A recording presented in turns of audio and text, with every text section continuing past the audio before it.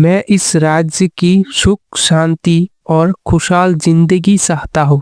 अचानक अंगूठी से एक तेज रोशनी निकलती है और उसमें से एक विशाल बड़ा नागिन निकलता है।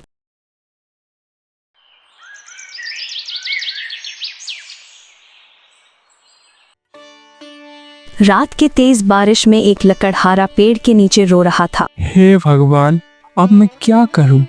मेरी सारी लकड़ी तो गीली हो गई। अब मैं इन्हें बाजार में बेच भी नहीं सकता। घर में मेरे बीवी बच्चे बहुत भूखे हैं और मैं ऐसे खाली हाथ गए तो सब लोग टूट जाएंगे। अब मैं क्या करूं भगवान? यह कहकर अरुण लकड़ी नीचे फेंक देता है। तभी अचानक उस पेड़ के नीचे थोड़ा पुराना मिट्टी के बर्तन मिल जाता है। उसके भीतर से एक अजीब सी चमकती अंगूठी निकालता है। अरे, ये कैसी अंगूठी है जो अजीब सी चमक रहा है? चलो इसको एक बार पहन कर देखता हूँ। फिर उस अंगूठी को पहन लेता है और कहता है, दिखने में तो ये अंगूठी बहुत अनमोल लग रहा है। चलो अब इसको साहूकार के पास बेच देता हूँ।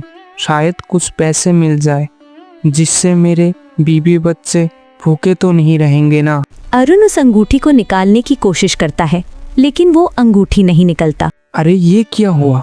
जब मैं इस अंगूठी को पहना था तब तो ये बहुत ढीली थी, लेकिन अब ये तो बहुत टाइट हो रहा है।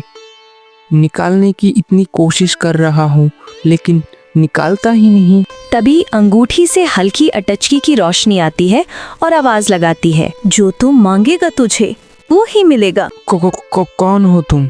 कहाँ से बात कर रहे हो? मेरे सामने आओ। डरो मत, मैं एक जादुई अंगूठी हूँ। मैं तुम्हारी कोई भी इच्छा को पूरी कर सकता हूँ। मांग लो तुम्हारी जो इच्छा हो। अरुण मन ही मन सोचने लगता है, अरे, ये तो एक जादुई अंगूठी है, तो मैं इससे बहुत सारा धन मांग सकता हूँ।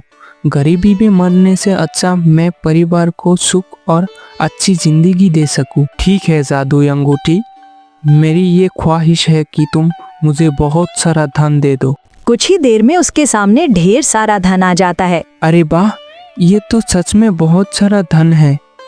अब तो मैं अमीर हो गया हूँ। जल्दी से इन धन को लेके मैं अपने घर चला जाता हूँ। इसे देखकर मेरे बीवी और बच्चे बहुत ही खुश हो जाएंगे। अरुण धन समेटकर घर की ओर निकल पड़ता है, लेकिन दूर खड़ी एक चोर सब कुछ देख लेता है। अरे, ये तो एक लकड़हारा है। इसके पास इतने धन कहाँ से आया?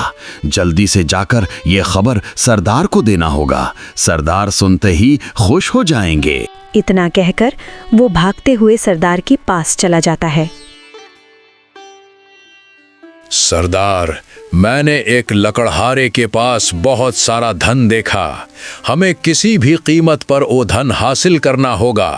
अगर ये धन हमारे पास आ गए तो हमें चोरी और डकैती से आजीवन मुक्ति मिल जाएगा। ये तो बहुत अच्छी खबर है। चलो आज रात ही हम उसके घर में चोरी करते हैं। इतना कहकर वो दोनों अरुण का पीछा करते हुए उसके घर तक पहुंच जाते हैं। क्या हुआ जी?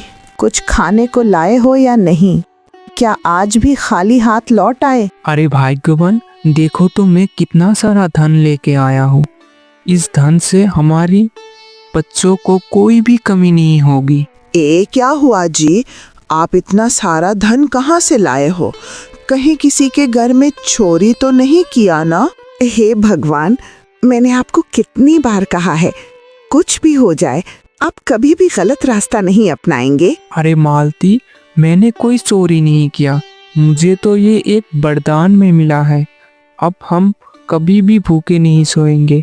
अब हम बहुत अमीर हो चुके हैं। तभी मोनू अंदर से दौड़ कर आता है। माँ, मुझे बहुत ज्यादा भूख लगी है। हाँ बेटा, तुम थोड़ी देर रुको, मैं तुम्हारे लिए कुछ बना के लाता हूँ। मैं ये सब धन मटके पे उठाकर जमीन में गाड़ देता हूँ ताकि हमारे घर पे कोई चोरी ना कर पाए। हाँ, आप ठीक कह रहे हो, तभी किसी को पता नहीं चलेगा। तभी सरदार और उसका साथी उसके दरवाजे पे दस्तक देते हैं। इतनी रात को कौन आया है? जैसी ही मालती बाहर जाता है तभी सरदार और उसका साथी अंदर घुस जाता है। अरे अरे, कौन हो तुम लोग और मेरे घर में तुम लोग क्या कर रहे हो? चुपचाप चले जाओ यहाँ से। हम यहाँ से तभी जाएंगे जब तुम हमें वो सारा धन दे दोगे। मेरे पास कोई भी धन नहीं है। देख रहे हो ना, मैं तो एक झोपड़ी में रहता हूँ। मेरे पास कैसे धन हो सकता है? झूठ मत बोल। झूठ बोला तो तेरे बेटे को मार दूंगा। नहीं, ऐसा मत करो। आप वो धन इन्हें दे दीजिए। हमारे बेटे से बढ़कर धन नहीं है। हम उस धन के बिना भी गुजारा कर सकते हैं। मैं उस धन को नहीं दे सकता हूँ। एक बार मैं गरीब हो चुका हूँ, दोबारा मैं गरीब नहीं होना चाहता। सरदार आदित्य की गले पर चाकू रख देते हैं। अगर ध्यान नहीं दिया तो तेरे बेटे को अभी यहीं पे मार देंगे। रुक जाओ तुम लोग, मेरे बेटे को छोड़ दो, मैं तुम्हें वो धन दे देता हूँ। अरुण वह धन के थैले को लेकर सरदार को दे देता है। इतना धन है तेरे पास, फिर भी झूठ बोला मुझे। इसकी सजा तो मिलेगी तुझे। मैं इस धन को भी ले जाऊंगा और तेरे बेटे को भी। नहीं नहीं, मेरे बेटे को छोड़ दो। लेकिन सरदार चला जाता है, उसका बेटा और धन को लेकर। ये सब आपके वजह से हुआ है। अगर वो धन आप पहले ही दे देते तो वो मेरे बेटे को नहीं ले जाते। अब तो धन भी गया और मेरा बेटा भी। मुझे मेरा बेटा वापस चाहिए। आप कुछ भी करिए, मुझे मेरा बेटा वापस लाके दीजिए। हे जादुई अंगूठी, ये तेरी कैसी लीला है?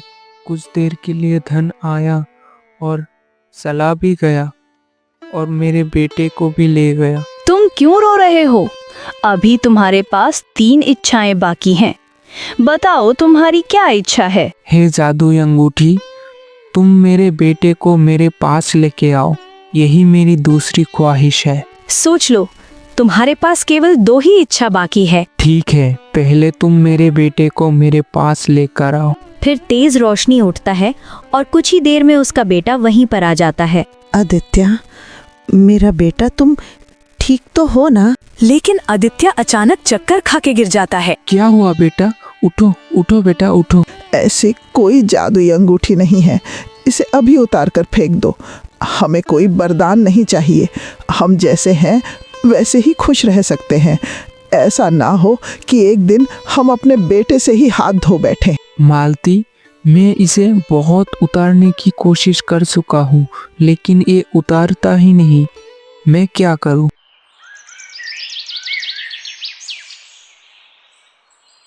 अगले दिन गरीबी फिर से लौट आता है। अरुण अपने झोपड़ी में बैठा था। हे भगवान, क्यों मेरे किस्मत में हमेशा दुख लिखा होता है? खुशी आया भी लेकिन पल भर में छीन भी गया। बेटा घर में बीमार पड़ा है, जेब में कोई पैसा भी नहीं है। बाहर इतनी बारिश हो रहा है कि लकड़ी भी काटने नहीं जा सकते। मांग ले, तुझे क्या मांगना है? ये तेरी तीसरी इच्छा है। मांग ले, फिर तुझे शायद मौका मिले या ना मिले। इस बार मैं ऐसा मांगूंगा कि कभी भी मुझे कोई कमी की नहीं रहे। ठीक है, मुझे एक बहुत बड़ा महल चाहिए, जिस महल का मैं राजा बन सकूं। ठीक है, तुम्हारी ये इच्छा पूरी हो जाएगी। कुछ देर में उसकी झोपड़ी एक आलीशान महल में बदल जाता है। देखो मालती, हमारी झोपड़ी अब महल बन गया है। अब हमारे पास किसी भी चीज की कमी नहीं होगी। मैंने ये सब जादुई अंगूठी से मंगा था। लेकिन मुझे तो बहुत डर लग रहा है कि ये जादुई अंगूठी हमें कोई मुसीबत में ना डाल दे। अरुण बहुत खुश था, लेकिन उसका पत्नी बहुत चिंतित थी। अगले दिन राजमहल से एक सेना आया। बाहर आओ अरुण, बाहर आओ, तुम्हें महाराज ने बुलाया है। महाराज ने हमें क्यों बुलाया है? तू रातों रात कैसे इतने अमीर बन गया और इतना बड़ा महल कैसे बनाया? ये तो राजा की प्रति गद्दारी है, इसलिए तुझे महाराज ने तुरंत बुलाया है। सैनिक अरुण को पकड़कर राजमहल ले जाता है। महाराज, ये देखिए, यही अरुण है जिसने रातों रात गांव में महल खड़ी कर दिया है। तुमने रातों रात कैसे महल बना लिया, बताओ। महाराज, मेरे पास एक जादुई अंगूठी है, उन्हीं की मदद से मैंने महल बनाया है। तुम्हारी हिम्मत कैसे हुई एक लकड़हारा होकर राजा को मूर्ख बनाने की? महाराज, मैं सच कह रहा हूँ। मैं अपनी सच्चाई को साबित कर सकता हूँ। आप बस एक बार मौका दीजिए। लेकिन राजा ने उसकी कोई बात नहीं सुना। सैनिकों, इस गद्दार को यहाँ से तुरंत ले जाओ और काल कोठरी में बंद कर दो। अब ऐसा नहीं कर सकते महाराज, मैंने इतने कष्ट झेल कर ये महल बनाया है, आप हमारे साथ ऐसा क्यों कर रहे हैं? राजा अरुण की कोई बात नहीं सुनता और सैनिक उसे बंदी कर लेते हैं। हे भगवान, ये मेरे साथ क्या हो रहा है? मैं जो कुछ भी मांगू उसका उल्टा परिणाम हो जाता है। अब मैं क्या करूं? इस अंगूठी ही मेरी मुसीबतों का जड़ है। मैं मेहनत करके अपनी जिंदगी जीना चाहता हूँ, मुझे इस अंगूठी से आज़ाद कर दो। इतना कहकर अरुण उस अंगूठी को निकालना चाहता है। क्यों नहीं निकल रहा है ये अंगूठी? मैं ईमानदारी और मेहनत से जिंदगी जीना चाहता हूँ, मुझे ही क्यों सजा मिल रहा है? जब तक तुम सारी इच्छा नहीं मांग लोगे तब तक ये अंगूठी तुम्हारे हाथ से नहीं निकलेगा। यह सुनकर अरुण क्रोधित हो जाता है। मैं तुमसे क्या मांगू अंगूठी? आज तक तुमसे जो भी मांगा है उसका उल्टा ही हुआ है। आज तुम्हारे वजह से ही मैं इन कारागार में बंद हूँ। इसमें मेरा कोई दोष नहीं है। तुमने जैसे ही इच्छा मांगी है मैंने सब कुछ दिया है। ये तुम्हारा दुर्भाग्य है, तुम्हारा भाग्य में सुख लिखा ही नहीं है। यह बात सुनकर बहुत दुखी हो जाता है। वहीं दूसरी तरफ राजमहल में मंत्री जी, अब मैं क्या करूं? मेरे राज्य के लोग भूख से तड़प रहे हैं, उनके चेहरे पे सिर्फ निराशा ही है। हमें ऐसा उपाय करना ही होगा जिससे उनका दुख हमेशा हमेशा के लिए दूर हो जाए। महाराज, हमें कुछ ना कुछ करना ही होगा, लेकिन हालात बहुत कठिन हैं। इस बार की भयानक बारिश ने पूरे राज्य को तबाह कर दिया है, किसानों की सारी फसलों की तबाह कर दिया है, कई घर टूटकर बिखर गया है, प्रजा बहुत चिंतित है। मैं जानता हूं मंत्री जी, पर प्रश्न ये है कि इनके लिए मैं क्या कर सकता हूं? राजकोष में जो धन बचा है और सबके कष्ट को दूर करने के लिए पर्याप्त नहीं है। महाराज, सत्य ये है कि कोष अब लगभग रिक्त हो चुका है। हम बहुत सारा धन प्रजा को दे चुके हैं, लेकिन भारी बारिश के कारण हमारी राज्य की बहुत हानि हो चुका है। बचा कुसा धन से भरपाई संभव नहीं है। तो फिर एक ही उपाय है, तुम राजगुरु के पास जाओ। अब हमें उनके मार्गदर्शन की जरूरत है। राजगुरु, हमारी राज्य की संकट की कोई समाधान बताइए। हमें उपाय चाहिए जिससे प्रजा सुखी और सुरक्षित रह सके। महाराज, ये संकट सामान्य उपाय से नहीं टल सकता। इसका अंत तभी होगा जब कोई विशेष व्यक्ति आपकी सहायता करे। विशेष व्यक्ति? कौन है वो बाबा? इसी राज्य में है महाराज, परंतु वह अब कल कोठरी में बंद है। काल कोठरी में? पर वहां तो कई कैदी बंद है। आखिर आप किसकी बात कर रहे हैं? मैं उन सब की नहीं, मैं बस एक की बात कर रहा हूँ। वो कोई साधारण मनुष्य नहीं है महाराज, उसके पास अद्भुत शक्तियों की एक रहस्यमयी अंगूठी है।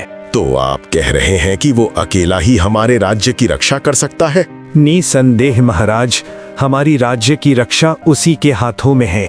उसे तुरंत यहाँ बुलाया जाए। सैनिकों, या अरुण को तुरंत मेरे सामने ले आओ। कुछ देर में अरुण को राजमहल के सामने लाया जाता है। महाराज, मुझे यहाँ क्यों लाया गया है? मैंने कोई गलती नहीं की, मुझे छोड़ दीजिए, मुझे जाने दीजिए। घबराओ मत अरुण, हमें तुम्हारी मदद चाहिए। मैं आपकी भला क्या मदद कर सकता हूँ महाराज? तुम्हें पता ही है, पूरा राज्य ही अब बहुत परेशानी में है। पानी ने सब कुछ डुबो दिया है, सबका घर डूब गया है। राजगुरु ने तुम्हारी नाम बताया है कि तुम ही इसे सही कर सकते हो। महाराज, मैं इसमें क्या मदद कर सकता हूँ? अरुण, तुम्हारे पास वो जादुई अंगूठी है, उसकी मदद से तुमने 3 वरदान मांगा, जिससे तुमने महल भी बनाया है। अब तुम इस अंगूठी से कहो कि हमारी महल खुशहाल और सुरक्षित हो जाए। महाराज, मेरी तो यही चिंता है। मैंने आज तक इस अंगूठी से जो भी मांगा है उसका उल्टा ही दिया है। कहीं ऐसा ना हो कुछ और मांग लूं और पूरा राज्य ही संकट में पड़ जाए। अरुण, हम सब की उम्मीदें अब तुम्हारी ऊपर है। तुम इस अंगूठी से कहकर तो देखो। ठीक है महाराज, मैं एक बार प्रयास करके देखता हूँ। हे जादुई अंगूठी, मुझे अब तुमसे एक आखिरी वरदान चाहिए। कहो अरुण। मुझसे तुम्हें क्या चाहिए? मैं इस राज्य की सुख शांति और खुशहाल जिंदगी चाहता हूँ। अचानक अंगूठी से एक तेज रोशनी निकलती है और उसमें से एक विशाल बड़ा नागिन निकलता है। अचानक ये क्या हो रहा है? अरुण, ये नागिन कहाँ से आ गया? डरिए मत महाराज, मैं कोई हानि नहीं पहुंचाऊंगी।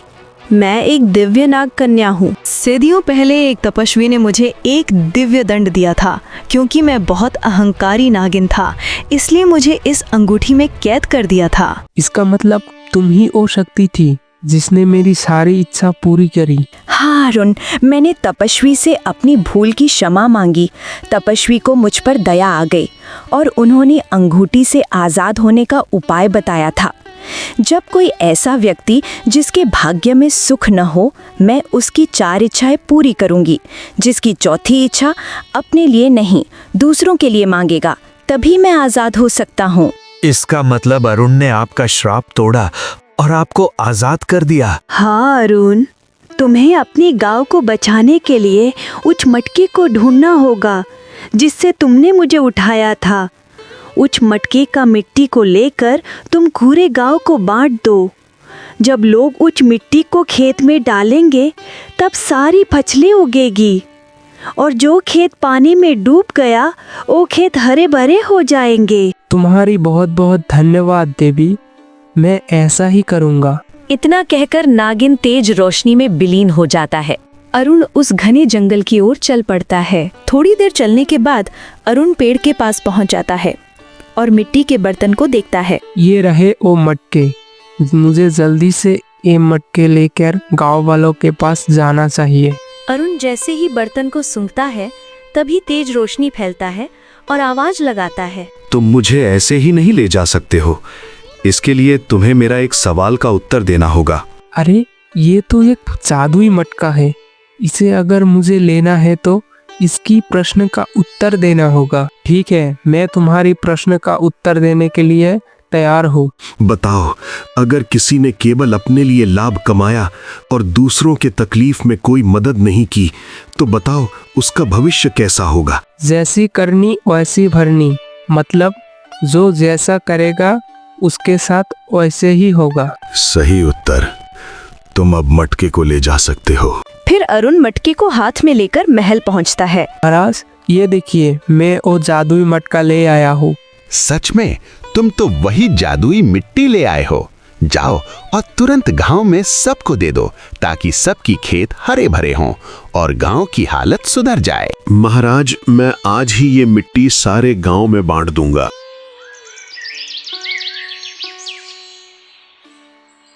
अरुण के कारण राज्य में सुख शांति आ जाता है और राजा ने सारी धन संपत्ति जो अरुण से जब्त किया था वो अरुण को लौटा देता है। तभी से अरुण अपने परिवार को लेकर सुखी से रहने लगा।